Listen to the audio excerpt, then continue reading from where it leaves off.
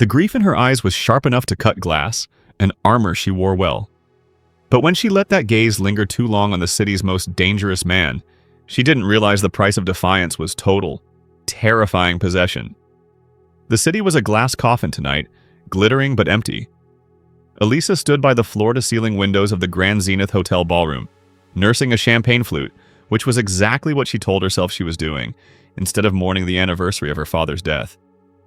She was a vision in a sapphire gown, but the perfect smile she offered any passing acquaintance was a brittle lie. She was here for a foundation gala, a place of shallow comfort and borrowed light. Her true state was evident only in the way she gripped the cold glass stem, a tremor that defied the warm, perfumed air of the room. Her grief was a sharp, unyielding thing, and her defiance of it, her refusal to weep, had lately taken the form of a reckless, almost angry pride. Across the room, sequestered in a private booth that functioned less as seating and more as a throne, sat Eun-Soo. He did not attend galas, he owned the influence that commanded them. At 37, the head of his powerful syndicate moved with a cold, almost surgical precision. He was monitoring a shaky asset acquisition, his dark gaze sweeping the room for threats, for weakness. He wore black-tailored silk, an anchor of power in a sea of transient wealth. His eyes, dark and heavy-lidded, registered the room's occupants as data points, useful, irrelevant, or problematic. Then the data point paused.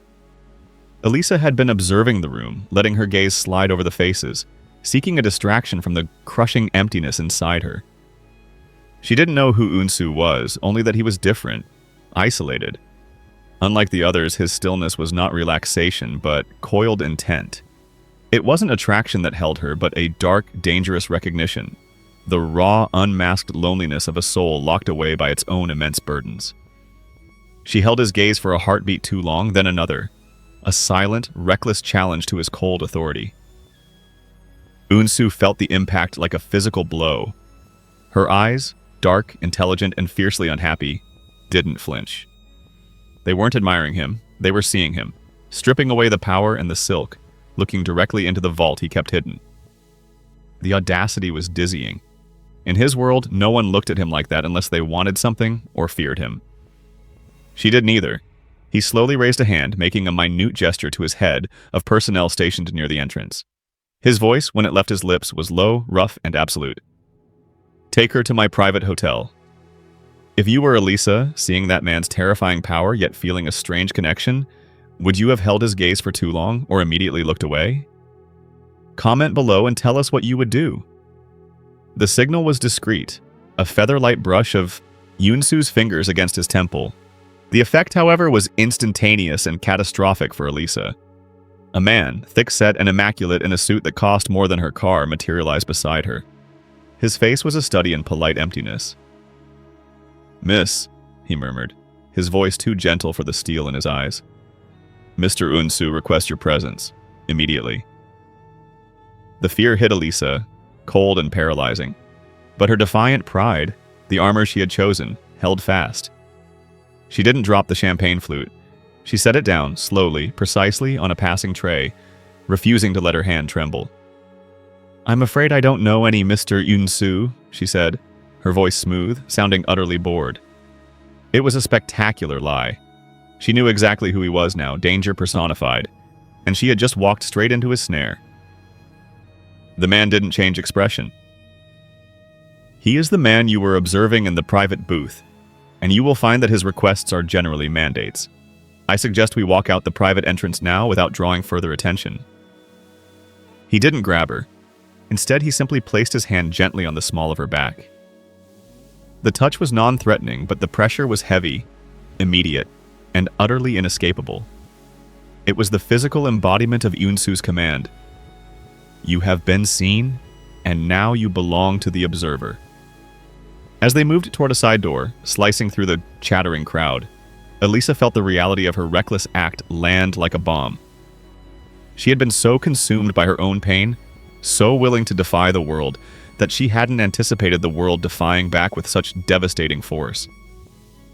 This was no flirtation. It was an abduction dressed in tailoring and perfume. She risked one final glance back. Eun-Soo was watching her. The coldness was still there, but now, mixed with it, was something possessive and intense. It was a look that promised complete upheaval. The guard pressed a button. A door discreetly hidden behind a velvet curtain slid open, revealing an empty hallway. The muffled sound of the gala vanished, replaced by a terrifying, absolute silence. "Where are you taking me?" Elisa whispered, her composure finally breaking. "To Mr. Eun-Soo's residence. His private hotel," the man replied. "He requires an explanation for your gaze." And with that, she was gone from the light, pulled into the orbit of a man she had only wanted to observe from afar. Her only consolation was that her father, finally, could no longer see the mess she had made of herself. The journey was a blur of high-end glass and silent speed. Elisa was ushered into a private elevator that smelled faintly of rich leather and an unfamiliar masculine cologne, then directly into the penthouse of Eun-Soo's private hotel, a skyscraper whose exterior gave no hint of its function. The suite was vast, a study in muted opulence, dark wood, charcoal stone, and panoramic windows that wrapped around the glittering cityscape. It felt like standing inside a diamond cut from the night sky. The opulence was a cage. "Please sit, Miss Reed," the security man said, indicating a deep, low-slung sofa. He vanished as silently as he'd appeared, leaving Elisa utterly alone in the terrifying quiet. She didn't sit. Her heels were planted firmly on the polished floor, every muscle in her body wound tight. She took a single, shuddering breath, her mind racing. This was where she paid the price for her reckless pride. Fear was a bitter taste in her mouth, but she refused to let it show. A door across the massive living area opened, and Eun-Soo walked in. He had changed from his gala attire into a simple black cashmere sweater and trousers, which somehow made him look even more dangerous, less formal, more personal. He held a glass of dark liquor. He didn't greet her. He simply studied her, his dark eyes taking in the defiant posture, the fierce glint in her sapphire dress. "You have guts," he noted, his voice a low, gravelly baritone that felt heavy in the quiet air. "Most women cry. They plead. You stand." "What did you expect?" Elisa shot back, her voice brittle but steady. "I expected a request for a drink, not an armed escort. If this is how you conduct business, Mr. Eun-Soo, you waste a lot of expensive material." He took a slow sip of his drink, his face impassive. "Business is control. Tonight, the only thing I control is the answer to one question. Why were you looking at me?" He moved closer, invading the space that felt sacred to her. The subtext was brutal. "Your gaze disturbed my control, and now I own you until I understand why." "I was looking at the room," she lied, clutching her small evening bag tight enough to break her own nails. Eun-Soo stopped a foot away. "Do not insult me, Elisa. I saw the fire in your eyes. It was not curiosity. It was defiance. It was anger. You looked at me like I was the cause of a deep, personal pain. Why?" The heat behind the question was unexpected. It wasn't just dominance. There was a flicker of something she almost recognized. Loneliness. "I don't owe you an explanation," she insisted, her voice trembling slightly now. "I looked at a man in a booth. It means nothing. Now, if you are quite finished commanding strangers into your residence, I would like to leave." She took a step toward the door. Eun-Soo simply raised his glass. "You are not leaving, not yet. You walked into my life, Elisa. You do not walk out until I permit it. You will tell me what I need to know." The emotional core of Act 3 is the clash between Elisa's desperation to protect her hidden grief and Eun-Soo's absolute need to rationalize and control the unexpected feeling her gaze provoked. Eun-Soo watched Elisa's small, proud resistance, and a curious calculation flickered in his dark eyes. He was accustomed to breaking people quickly, but he realized a broken person wouldn't tell him what he needed to know. He needed her defiance, not her fear. He lowered his glass. "Fine. You want to leave. You can't. Not tonight. Not until I have my answer, and I assure you, I am patient." He pressed a subtle button on a nearby console. "You will be escorted to a guest suite. It is luxurious, secure, and has a full wall of books. It does not, however, have a key." He then did the one thing that truly surprised her. He apologized. "I offer no excuses for my methods, but I will offer you this. I am not a predator who enjoys distress. I only need clarity. Your gaze was a threat to my focus. I must neutralize it by understanding it. The guard returned and guided a stunned Elisa down a long corridor. The guest suite was indeed opulent. Silk sheets, a breathtaking view, and a floor-to-ceiling bookshelf stocked with classics and modern fiction. She felt a surge of irrational rage. He was making her captivity comfortable, which made it harder to maintain her moral outrage. A short time later, a quiet knock preceded a tray of food, delicate Korean banchan and a perfectly seared steak. She refused to touch it. Hours crawled by. Just before midnight, the heavy door clicked open. Eun-Soo stood there, not commanding, but looking distinctly humanly weary. He carried 2 glasses and a wine bottle. I need to work. I also need to eat. Since you are the only variable in my ecosystem tonight, we will do both here. He set the tray down. You have not eaten. You will. Elisa remained standing, arms crossed. I'm not hungry, and I won't share a meal with my captor. He sighed, running a hand over his dark hair, a small, involuntary gesture of stress. I haven't slept properly in 3 days. The asset acquisition is compromised. You looked at me and I lost my footing. I need to know why, so I can return to the stability you destroyed. This dinner is purely logistical. He selected a glass and poured the deep red wine. He offered it to her. Elisa, he said, using her name for the first time with an almost gentle precision. You don't have to talk, but if you stand there all night, you will simply be cold, hungry, and defiant. If you sit, you are merely a guest who is temporarily unable to leave. Choose your reality. Elisa hesitated. The sheer exhaustion on his face, the casual admission of his work stress, chipped away at the image of the ruthless boss. He wasn't charming her, he was being vulnerable in the most calculated way. He had given her a small choice, dignity in captivity. With a sharp intake of breath, she walked to the small dining table. She didn't look at him, but she pulled out a chair. Forced proximity had just begun to thaw the ice around their shared situation. They sat in strained silence, Eun-Soo picking at the expensive food, Elisa barely touching the wine. The conversation remained stalled, circling the drain of his core question. Why the look? Elisa finally pushed her plate away. Do you think I'm stupid? This is psychological warfare. You're trying to make me comfortable enough to trust you, so I'll give you the answer you need for your control. Eun-Soo met her accusation without flinching. It is. And you're right to distrust me, but trust is simply leverage applied differently. You may find, however, that my need for understanding is less about power than it is about vulnerability. Your gaze, it felt like a judgment I'd earned, but never expected to receive. He stood and walked toward the window, pulling her focus to the glittering expanse of Manhattan below. Look at that. Thousands of lights, thousands of lives.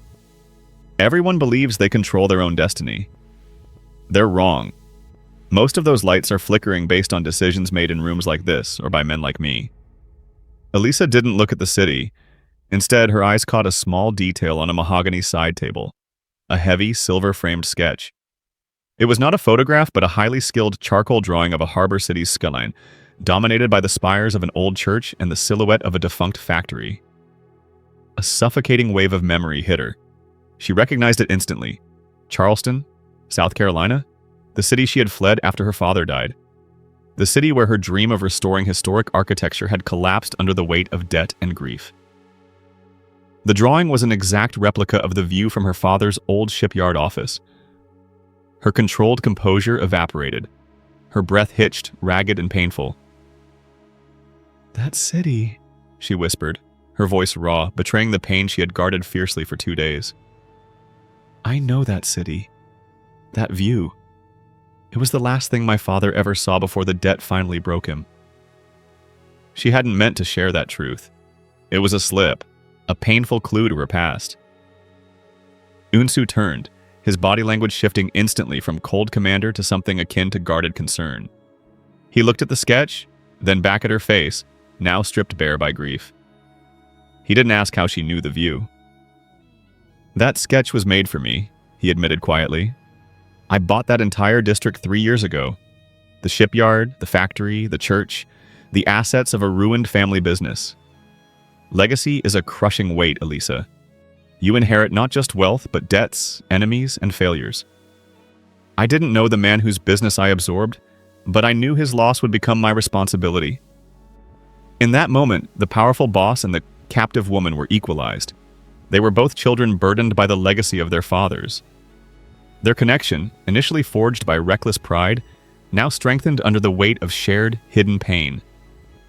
The moment of shared disclosure, though brief, cracked the wall between them. The conversation shifted away from demands and resistance, sliding into the easy, melancholic rhythm of two people who understood the weight of expectation. Elisa looked up from the sketch. So, the mafia boss is restoring a dead man's dream? Eun-Soo poured himself another splash of liquor. It was either restoration or development. Development is simpler. Restoration is complex. It's difficult to honor a past you never knew. He offered her a small, almost self-deprecating smile, the first she had seen. Perhaps I understand the need for things to be right more than the need for them to be profitable. Elisa felt a flutter of something fragile, hope laced with confusion. My father would have appreciated that. He died trying to save that view, died trying to save his name. And you stayed and fought, or you ran? Eun-Soo asked, his voice unexpectedly gentle. I ran. I sold the last of the salvageable assets, paid the lawyers, and fled to New York. I haven't been back. My pride couldn't handle the ghosts. She found herself admitting this to a total stranger, a captor, who was listening with an intensity that felt safer than her friend Ashley's usual distracted sympathy. Suddenly, the lights flickered and died, plunging the penthouse into absolute darkness. Elisa gasped, a purely involuntary reaction. Hold still, Eun-Soo commanded instantly, but without aggression. He didn't move towards her. He moved towards a cabinet near the window.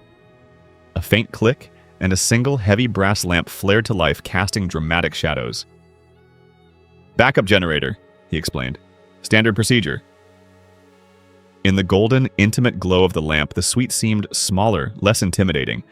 The sound of the city traffic below vanished, replaced by a profound silence.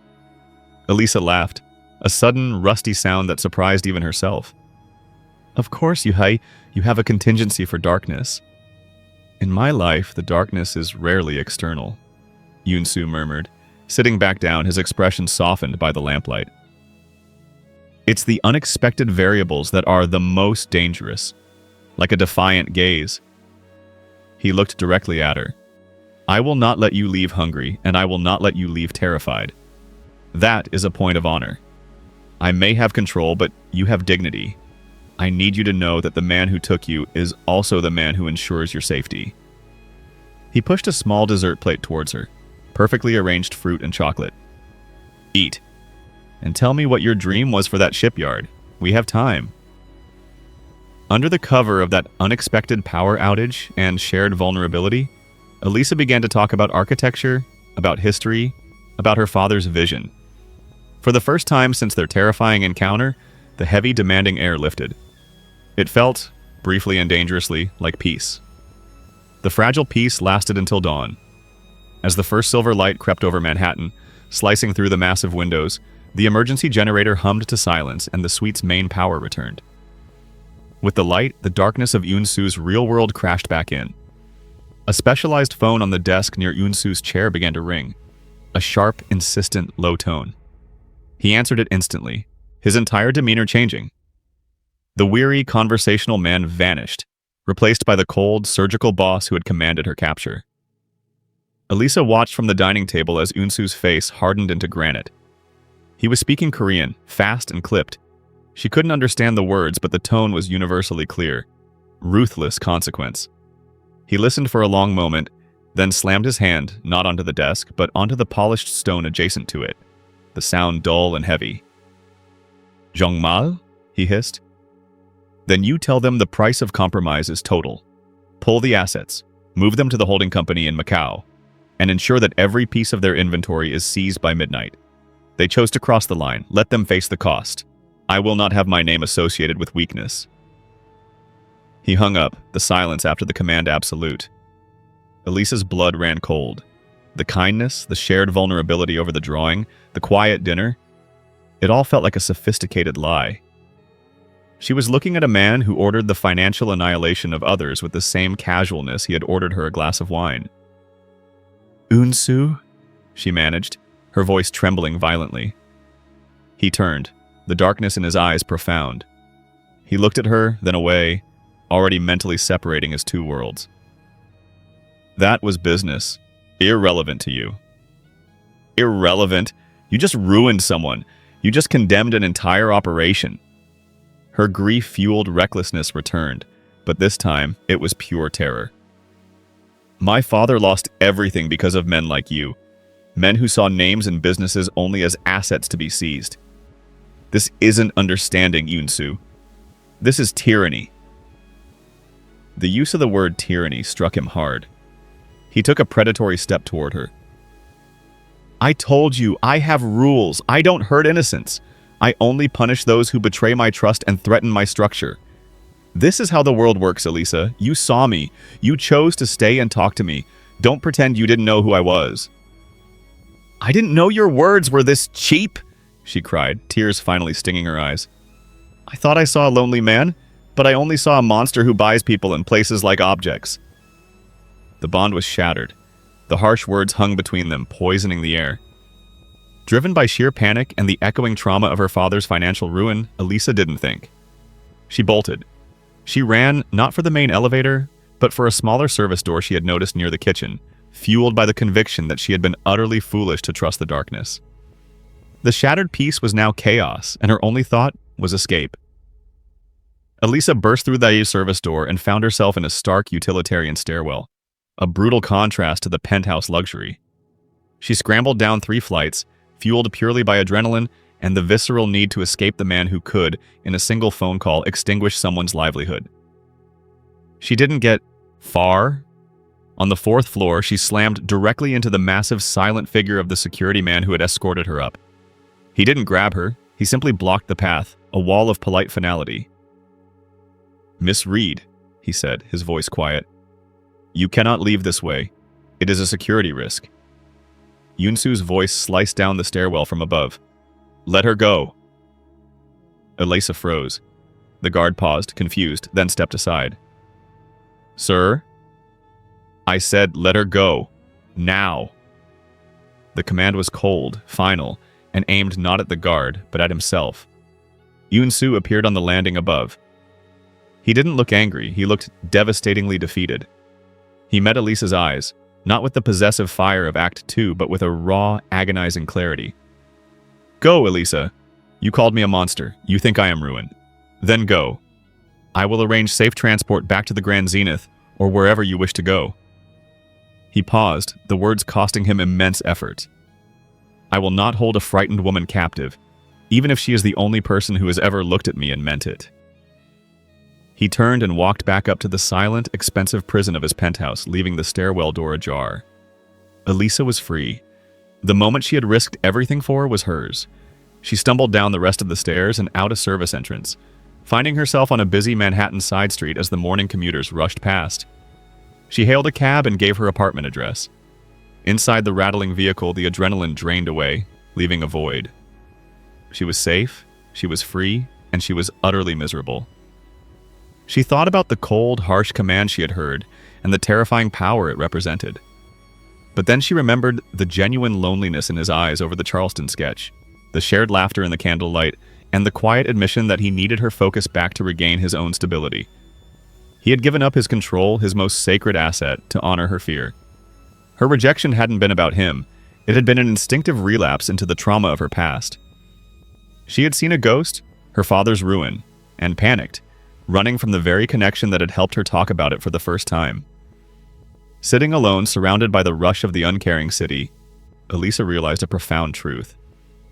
She had found a rare, terrifying, authentic connection with a man who could command anything, but who chose to let her go. She had run from control, only to find the vacuum of freedom unbearable.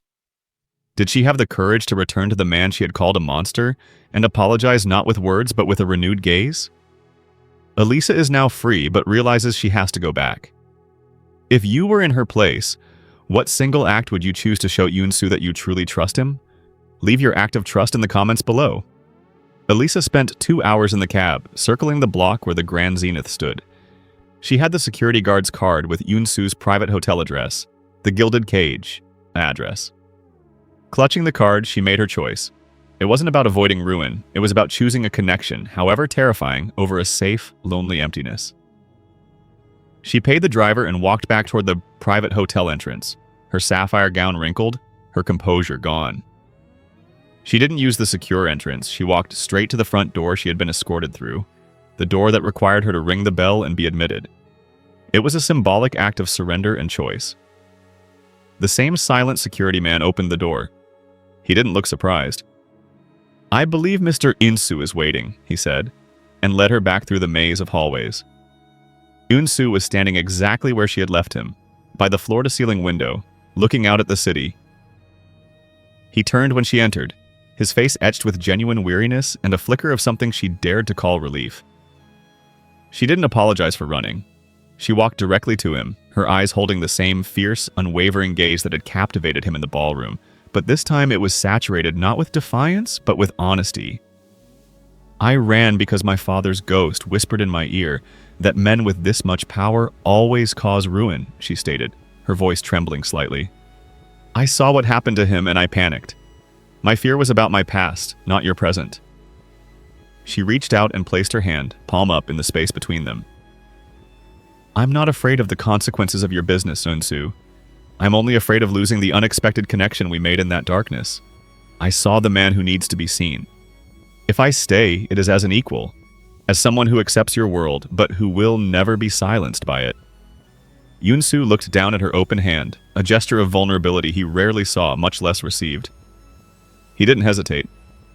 He took her hand, his strong fingers closing around hers, grounding them both. "You returned. That is all I needed to know," he said, his voice husky. "My life is control, my work is consequence, but I realized that I would rather risk instability than lose the only person who has ever looked at me without asking for something." He lifted her hand and pressed his lips to her knuckles, a gesture of profound respect. "I will not command you again. I will not confine you. You are free to walk out that door at any time. But I am asking you to stay, Elisa. Not as a captive, but as a partner who sees the complexity and chooses me anyway." He drew her close, resting his forehead against hers. "It started with an obsession," he confessed, "but I believe it is ending with love at last." He pulled back slightly, his dark eyes shining with affection and a profound happiness. He used his thumb to gently wipe away a lingering tear track on her cheek. He echoed his first command, but the meaning was entirely transformed. "Take her to my private hotel," he whispered, a smile finally touching his lips, "and ensure she never has to wait for anyone ever again." Elisa leaned into his strength, the terror replaced by a deep, undeniable peace. She had looked at the monster and found her most unexpected love. The story ends in unexpected love and a powerful partnership. Have you ever made a reckless decision driven by honesty that changed your life forever? Share your story of unexpected love or life change in the comments, and don't forget to subscribe for more raw, emotional stories.